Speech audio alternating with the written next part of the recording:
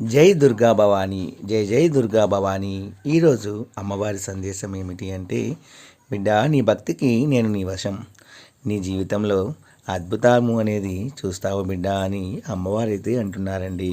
ఎవరైనా మన ఛానల్లోకి కొత్తగా వచ్చిన వారైతే please like, share and subscribe and support my channel. Video కనుక మీకు నచ్చినట్లయితే ఒక చిన్న లైక్ ఇచ్చి సపోర్ట్ చేయండి ఫ్రెండ్స్. ఈరోజు అమ్మవారి సందేశము. ఒక పేద అమాయకపు కృష్ణ భక్తురాలు ఒక గ్రామంలో ఉండేది. గోక్షీరాన్ని, పెరుగు, వెన్న, నెయ్యి అమ్ముకుంటూ జీవనాన్ని సాగించేది. ఆమె ఎక్కడ విన్నదో, ఎవరన్నారో కానీ కృష్ణార్పణం అనే మాట విన్నది. అదేదో మంత్రము అనుకొని ప్రతి విషయానికి కూడా కృష్ణార్పణం అనడం మొదలుపెట్టింది. ఆ పదం ఎంతగా అలవాటైందంటే, లేవగానే కృష్ణార్పణం, పడుకునే ముందు కృష్ణార్పణం, పూజించే ముందు, భోజనం తరువాత, బయటికి వెళ్ళే ముందు, ఇంటికి వచ్చిన తర్వాత కృష్ణార్పణమే. చెత్త ఊడ్చి పారేసేటప్పుడు, గోమయాన్ని ఎత్తి కుప్పగా వేసేటప్పుడు కృష్ణార్పణం అనటమే. ఆవిడ ఇలా మొదలు పెట్టగానే ఆ ఊరిలో కలకలము అనేది చెలరేగింది. ఆ ఊళ్ళోని శ్రీకృష్ణ దేవాలయంలో కృష్ణుడిపై చెత్త, గోమయం పడుతుంది. ప్రతిరోజు పూజారి శుభ్రం చేసిన మరనాడు మళ్ళీ చెత్త పడుతుంది. ఎవరికీ అర్థం కాక నిఘా పెట్టారు. ఊరి జనమందరి మీద ఒక స్త్రీ చెత్త ఊడ్చి పారేయడం, అక్కడ కృష్ణుడిపై చెత్త పడడం ఒకే సమయంలో జరగడం గమనించి ఊరందరూ ఈవిడ చేసిన దానికి ఉగ్రులై ఆ దేశపు రాజుగారి దగ్గరకు తీసుకుపోయారు. రాజుగారు చెప్పిందంతా విని ఆవిడ నాకేమీ తెలియదని ఎంత ఏడుస్తున్నా కూడా కారాగార శిక్ష అనేది విధించారు. కిన్నురాలే ఏడ్చుకుంటూ కారాగారంలోకి వెళ్తూ కృష్ణార్పణం అంది. మరుసటి రోజు స్వామి విగ్రహము వెనక్కి తిరిగిపోయింది. నాకి పూజలు వద్దు అని బెట్టు చేస్తున్న చిన్ని బాలుడిలా. అయినా పట్టించుకోకుండా యథాతథంగా ఆ విగ్రహాన్ని మళ్ళీ ముందుకు తిప్పి పూజలు చేశారు.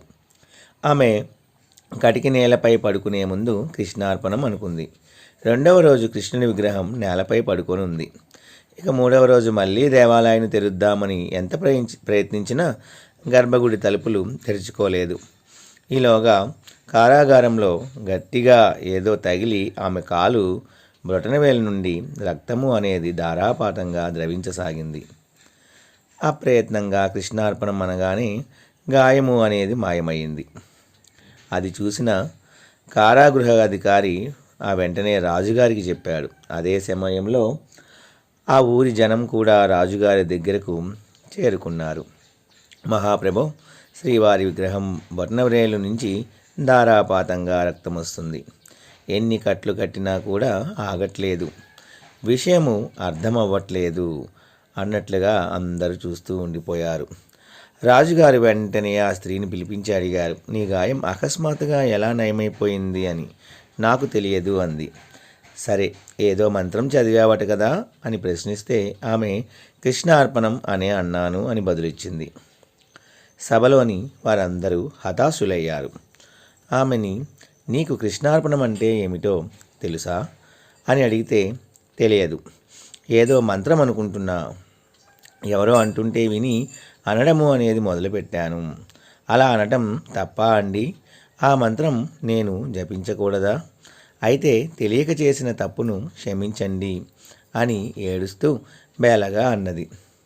సభికులందరి కళ్ళు చెమర్చాయి ఆమె అమాయకత్వానికి. ఆమెకు కృష్ణార్పణం అనడంలో అర్థాన్ని వివరించి కాళ్ళ మీద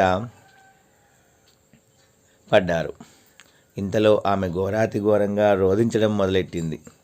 అయ్యో, తెలియక ఎంత అపరాధం చేశాను. స్వామివారి మీద చెత్త పోశాను. నా గాయాన్ని కృష్ణుడిగా అంటగట్టాను. నా పాపానికి శిక్ష ఏముంటుంది అనుకుంటూ శ్రీకృష్ణాలయానికి పరుగున పోయింది. చిరునవ్వులు రువ్వుతున్న నందకిషోరుని చూడగానే ఆమెకి కర్తవ్యం బోధపడింది. ఆ రోజు నుంచి శుద్ధిగా భోజనం వండి తినే ముందు కృష్ణార్పణం అనడము అనేది మొదలుపెట్టింది. శ్రీకృష్ణుడు తృప్తిగా వచ్చి ఆరగించడం మొదలుపెట్టాడు. సకల చరాచర సృష్టికర్త తనంతట తానే కావలసింది తీసుకోగలడు. భోజనమైన తర్వాత కొడుకు ఇచ్చిన ఎంగిలి తినుబండారాన్ని తండ్రి వద్దనకుండా ఎలాగైతే ఆప్యాయంగా తింటాడో అలాగే భక్తులు పరిపూర్ణమైన భక్తితో సమర్పించిన దాన్ని కూడా అత్యంత ప్రేమపూర్వకంగా స్వీకరిస్తాడు ఆ భగవంతుడు. ఆమె భక్తిభావాన్ని లోకానికి చాటి చెప్పడానికి చెత్తనే తనపై వేసుకున్న భక్తలోని లీలలను మనం కొనియాడడానికి మాటలు ఉన్నాయంటారా? ఇదండి ఈరోజు వీడియో. ఈ వీడియో ద్వారా అమ్మవారు ఏం చెప్తున్నారంటే, భక్తితో మనము దేన్నైనా సాధించగలము. ఆ భక్తితోనే నన్ను గెలిపించండి, నా మనసును గెలవండి, మీరు అడిగినవన్నీ కూడా నేను తీరుస్తున్నాను అని అమ్మవారు ఈ కథ ద్వారా చెప్తున్నారండి. ఎవరైతే భక్తిభావంతో ఉంటారో వాళ్ళ జీవితంలో గొప్ప గొప్ప అద్భుతాలు అనేవి మన అమ్మవారు తప్పకుండా తీరుస్తారు అనేదే ఈరోజు యొక్క వీడియో యొక్క ముఖ్య ఉద్దేశం అండి. ఈ వీడియో కూడా మీ అందరికీ నచ్చింది అనుకుంటున్నాను ఫ్రెండ్స్. నచ్చితే ఒక చిన్న లైక్ ఇచ్చి సపోర్ట్ చేయండి ఫ్రెండ్స్. అలాగే 10 మంది మిత్రులకు కూడా షేర్ చేయండి. జై దుర్గా భవానీ, జై జై దుర్గా భవానీ.